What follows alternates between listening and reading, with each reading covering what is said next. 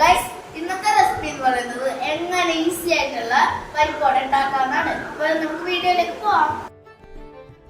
അപ്പോൾ അതിനായിട്ട് ആദ്യം വേണ്ടത് ഒരു ഗ്ലാസ് കടലപ്പരിപ്പ് എടുത്തിട്ട് കുതിർത്ത് വയ്ക്കുക 2 മണിക്കൂർ.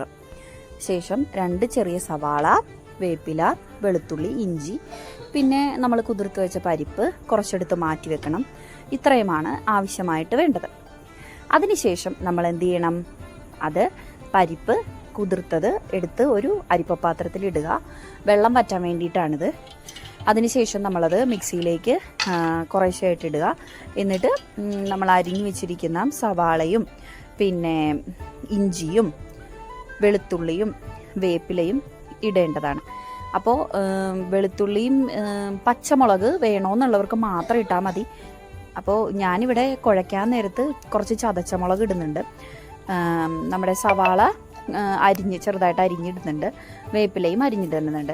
എന്നിട്ട് ആവശ്യത്തിന് ഉപ്പിടുക, ചതച്ചമുളക് ഇടുക. ചതച്ചമുളക് പച്ചമുളക് ഇടാത്തവർക്ക് ഇടുന്നതാണ്. അപ്പോൾ വേണമെങ്കിൽ മാത്രം പച്ചമുളക് ഇട്ടാൽ മതി. നമ്മുടെ കുട്ടികൾ കഴിക്കുന്നത് കൊണ്ട് എരിവ് അനുസരിച്ച് ഇടുക. പിന്നെ കുറച്ച് ഉലുവാപ്പൊടി ഇടുക, മഞ്ഞൾപ്പൊടിയും ഇട്ട് ഞാനിവിടെ ഫോർക്ക് കൊണ്ടാണ് നന്നായിട്ട് കുഴച്ചെടുക്കുന്നത്. അപ്പോൾ നിങ്ങൾ കൈകൊണ്ട് വേണമെങ്കിൽ കുഴയ്ക്കാം. നന്നായി കുഴച്ചതിന് ശേഷം ഒരു നമ്മൾ ഉണ്ടയൊക്കെ പിടിക്കുന്നത് പോലെ ആക്കുക. എന്നിട്ട് കൈകൊണ്ട് പരത്തി വയ്ക്കുക.